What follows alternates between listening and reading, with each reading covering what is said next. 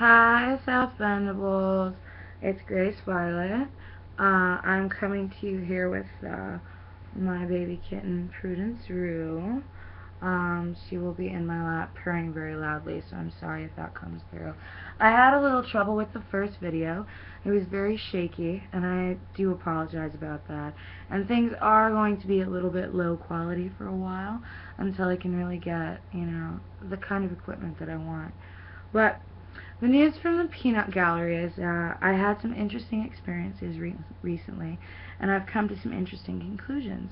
And I'd like to share those conclusions with you because you are my trusted people. But first, I would like to say that there's a band in town. And one of my very good friends, Sean Patrick Lazier, is he's the guy to go to for this band. He's the lead guitarist, and he's also the front man of this band called Eyes for Fire. And they are a great band, and they play great music, and their music is on iTunes. So look them up, Eyes for Fire, check it out. They're great people. They have really talented artists and vocalists and guitar players and all that shit that makes up a really good band. So, what we're going to talk about is the disenfranchisement of men in American culture. Now, I can hear all the feminists already, and trust me, I've heard it. I say it myself. Women have been powerfully and horrendously and abhorrently disenfranchised in this country. Trust me, they really have. And I find that to be quite a terrible thing. But I'm also not here to compare or compete the struggles, one struggle with another. They have nothing to do with each other except that humans are being hurt. Humans are being harmed. Their natures are being broken. Their spirits are being broken. And their hearts are being broken every day. And the reason for that is popular culture. In this specific case, we'll talk about men. Now, if you look at popular culture, we'll say movies like Gladiator or Troy or anything that glorifies violence and war and how only the only real man is the one with the really big sword or the really big gun, and they can brag about how they're fucking machismo. But the thing is that this is not something men were born to do. This is not in their nature. This is something that has been taught to them. They have been taught that cause and consequence means if you are rude to someone, or if you are a jerk, or whatever, what have you, whatever reason, that they should be punished with violence. But I will quote Doctor Who, my favorite doctor, the 11th Doctor, Matt Smith. I will quote him by saying, violence doesn't end violence, it extends it. So, what starts the violence in the first place? Well, men at a very young age, men, children, boys, are taught to cowboy up, to man up, not to, not to cry, not to be sad, not to really experience any other emotion but whatever your penis tells you to do, because penis is law, and whatever the alpha male says not to do, you do that, and then you fight the alpha male, and I don't know, you grapple like that. It's all a bit gay to me, but whatever. Here's the thing. Um, you can't express your emotions as emotions. I just lost everything. Okay. You can't express your emotions as a man, and if you do, you're a pussy. Which, don't get me started on why pussy is suddenly an insult. I don't know why that's an insult, because I rather like them. But here's the thing. What we've been doing to men, what we've been teaching them, is to deny themselves their humanity, and instead to be an animal. We're teaching them through our culture. We're teaching them to be violent. We're teaching them to be rapists. We're teaching them to be all of these horrible things. We really are doing it. We're doing it to them. And guys, I really believe in you, and I think the little one does too. I think she believes in you. I think Prudence Rue just loves you guys. Oh, it's a little kitty will make you happy. Anyway. Um, sorry, that's going to happen occasionally. Here's the thing. Guys, you don't have to do this. If you really do love cats, you can love cats. If you really do love dogs, you can love dogs. If you really do love sappy music like Backstreet Boys, or you really do, like songs like Gangster's Paradise, just go ahead and like it. Just go ahead and do it. Because you're human.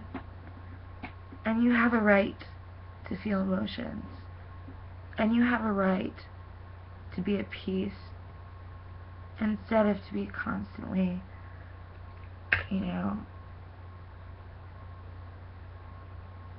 trying to prove that you are this thing that just isn't in your nature. And I will agree, in some people it is, yes, their nature. But I feel that most men are far more sensitive than they allow themselves to be. I feel that they are much more sweet and much more happy,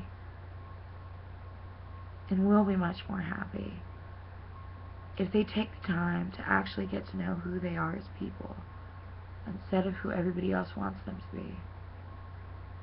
Because really all you can ever hope to be is yourself. In the end, you're the only thing you'll ever have anyway.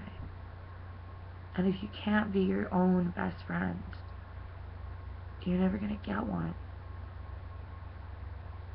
And you're never going to get anyone better than yourself anyway. So go out there and love cats. Love pink. Love Jettas.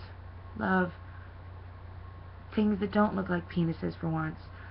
Stop carrying guns for fun. Stop